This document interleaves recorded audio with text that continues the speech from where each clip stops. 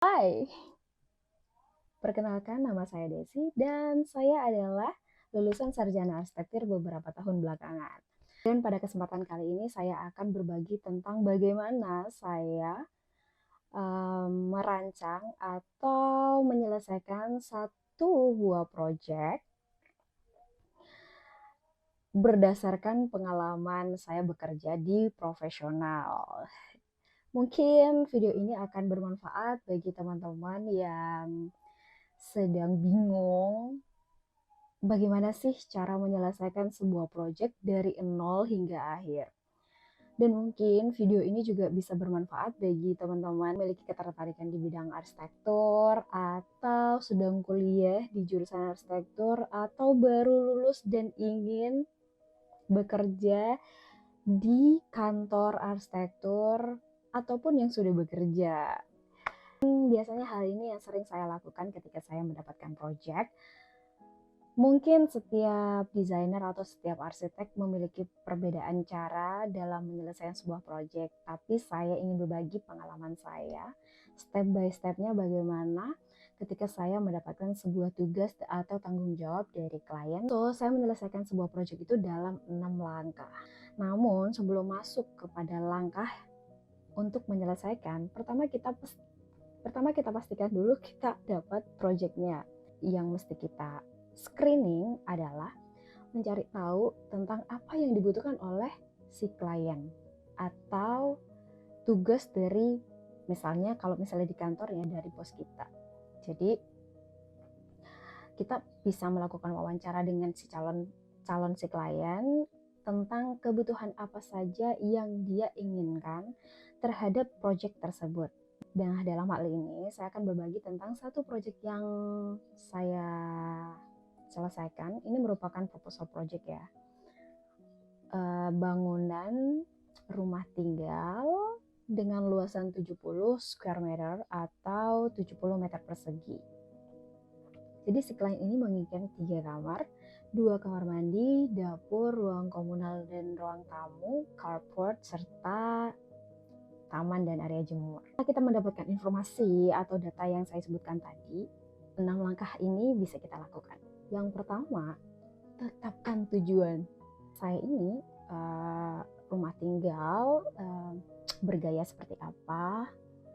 Terus kedua, adakah kontekstualisme atau adakah keinginan kita untuk membuat bangunan kita ini memiliki konteks dengan lingkungannya.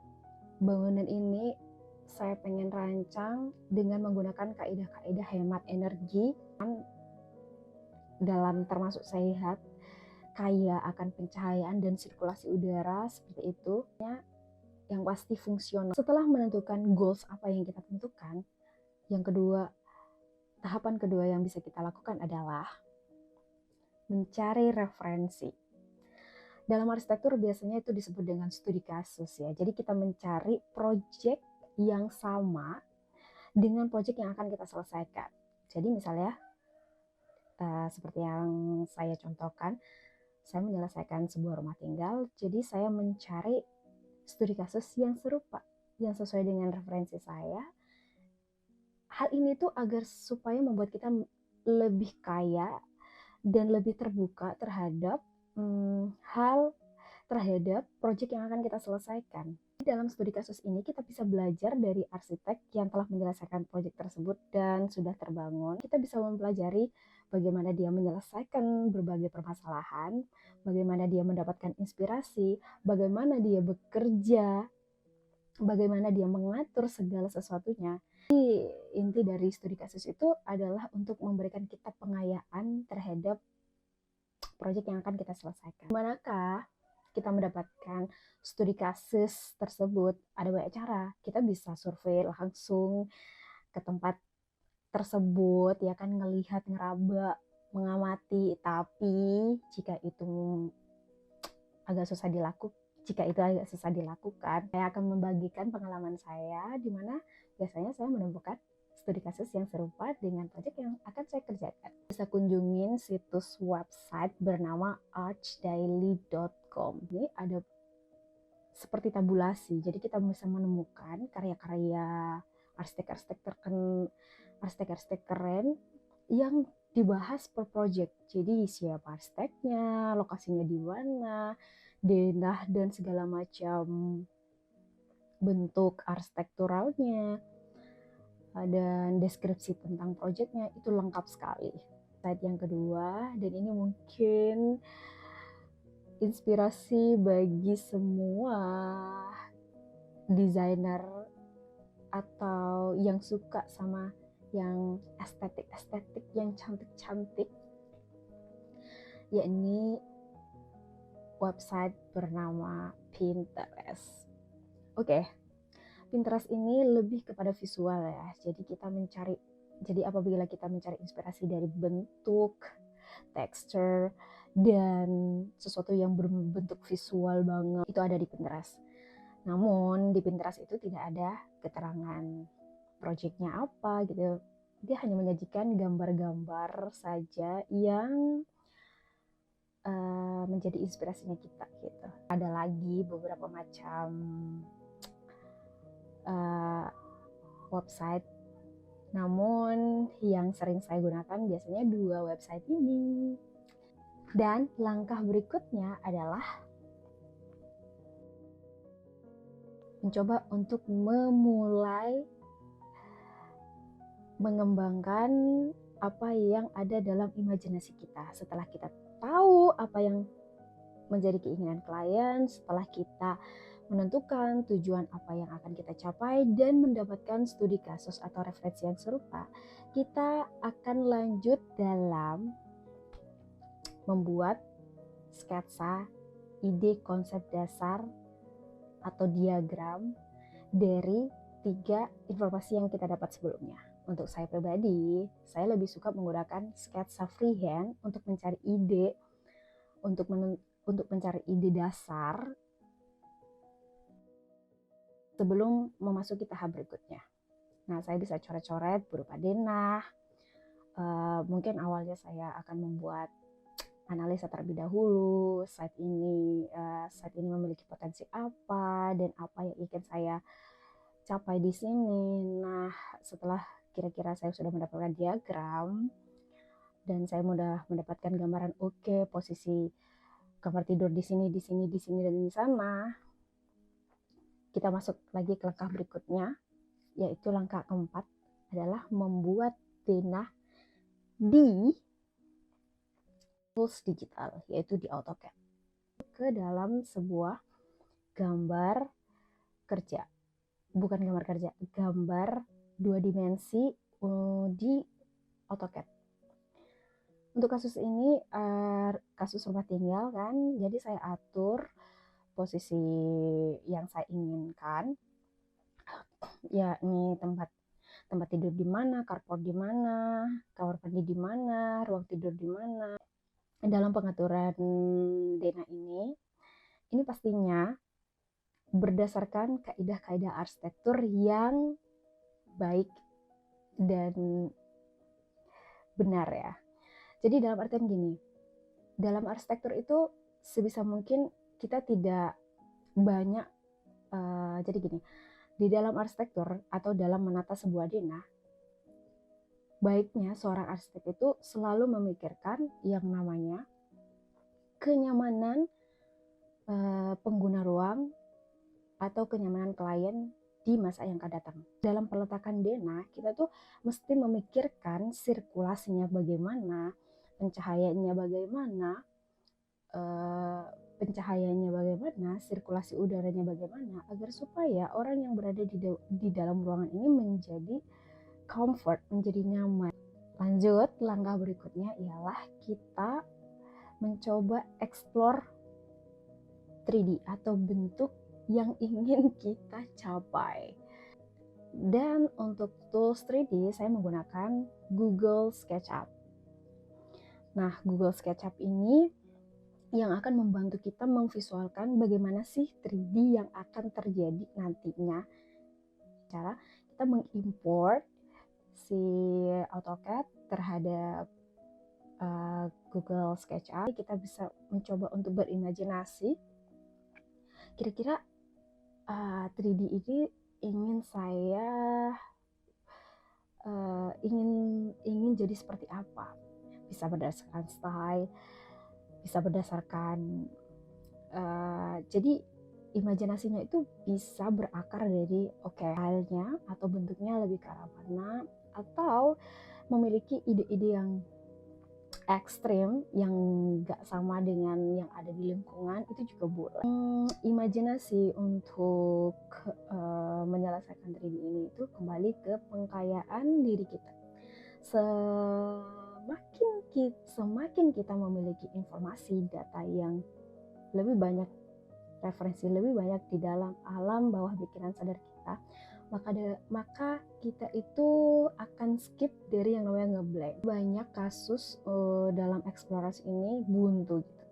Buntu dalam artian di sini itu tidak memiliki inspirasi bagaimana untuk menyelesaikan ini. Bagi saya pribadi, saya melewati masa-masa tersebut. Masa-masa tidak mengerti harus bagaimana, masa-masa terlalu banyak melihat, dan tidak tahu harus mengeksekusinya bagaimana, dan tidak tahu harus mengeksekusinya seperti apa gitu. Tapi seiring dengan berjalannya waktu dan jam terbang yang banyak, itu akan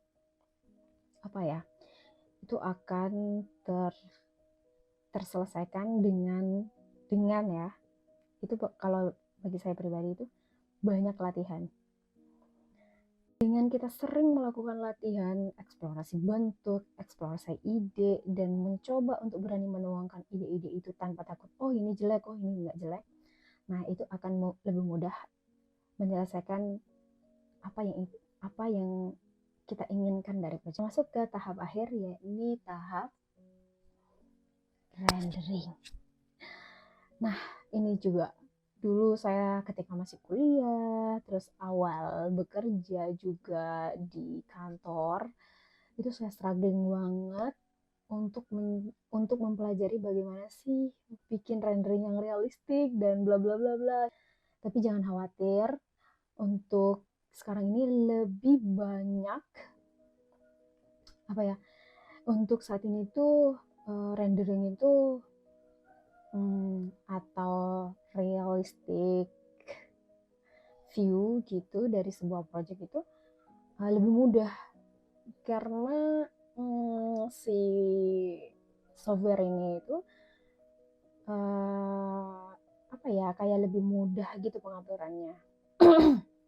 mungkin mereka ini sudah berevolusi agar supaya toolsnya ini tidak susah gitu. Ada Twinmotion, ada V-Ray, ada Lumion untuk tools yang biasanya dipakai untuk rendering. Dan untuk kasus saya ini, saya menggunakan Lumion 3D SketchUp ke Lumion, dan saya lakukan dan saya mulai men-setting tone apa yang diinginkan, atau serealistik apa yang saya ingin sajikan. Dan ini balik lagi ke selera desainer masing-masing. Ada yang warm, ada yang dark seperti itu. Dan dinding itu bisa video dan juga bisa JPEG. Tapi biasanya untuk presentasi awal jadi seperti itu, biasanya saya menggunakan yang rendering picture gitu. And done. Pekerjaan kita sudah beres. Oh iya, dan langkah yang terakhir adalah menginformasikan apa yang menjadi ide, apa yang menjadi pikiran kita, apa yang ada di dalam pikiran kita dalam bentuk desain, dan kita harus mentransfernya kepada klien kita. Bagaimana membuat klien menjadi paham apa yang kita pikirkan. Nah, biasanya toolsnya saya gunakan setelah semua selesai adalah Canva.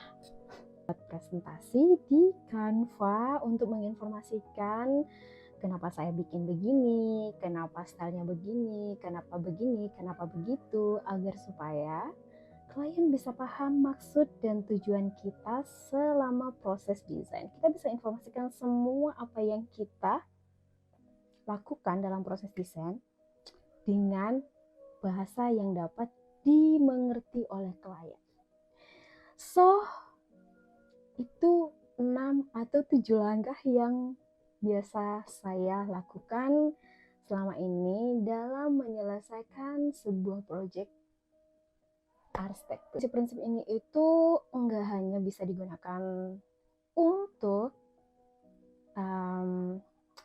studi kasus saya tadi adalah rumah tinggal, tapi juga konsep yang biasanya saya lakukan ini atau step by step dalam menyelesaikan sebuah proyek ini saya juga lakukan di semua jenis arsitektur atau jenis bangunan yang akan saya kerjakan. Tapi prinsip dasarnya adalah seperti yang saya jelaskan tadi.